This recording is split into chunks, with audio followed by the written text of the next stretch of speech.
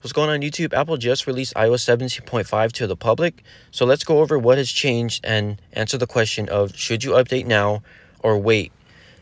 17.4.1 had some major issues, so I'm going to try and answer that question of whether they fixed them in this version and should you update or just wait for maybe 17.5.1. So let's go over what has changed and I'll try to do my best to answer that question. So let's go ahead and get started with the first thing that got updated. Apple added some new Pride wallpapers, and as you can see, there's multiple colors, and these wallpapers are animated, so when you unlock the phone or any other action on the home screen, you can see that it moves. It's pretty cool, so go ahead and give it a shot. So pretty much the biggest change of this update is in the Find My section. Apple added a device repair setting where it basically allows you to disable Find My and stolen device protection without having to sign out. So that's pretty cool. It saves you time, and they can do the repair and then give it back to you.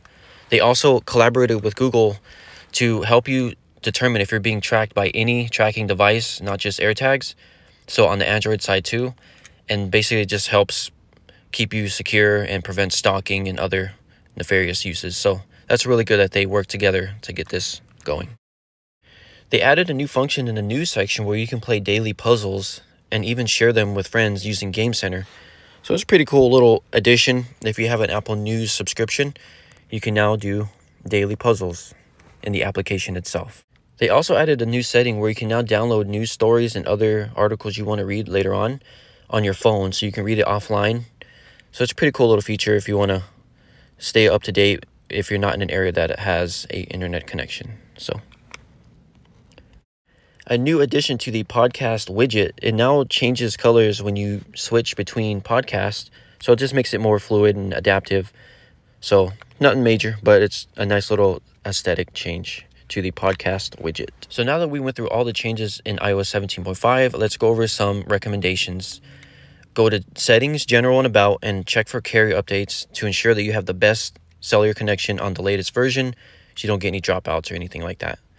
Then go to the App Store, go to the avatar on the top right, swipe down when you go to the app section and update all your apps to make sure that they are compatible with the new version. Of course, developers need to update their apps to make it work best on this latest iOS version, so make sure you update all the apps. As per usual, whenever there's a major update, there are a lot of bugs and major security vulnerabilities that have been patched. So this is no different.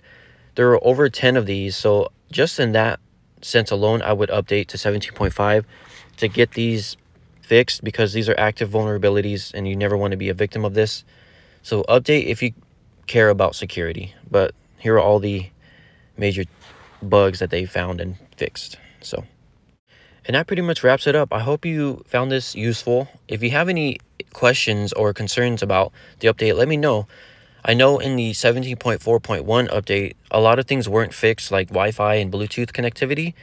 So let me know if that is still an issue. And also I heard that battery did take a little hit, so I'm curious if that also affected you as well. So just let me know in the comments how 17.5 is doing for you. And I hope this helped, and if it did, please like, comment, and subscribe, and I'll catch you on the next one.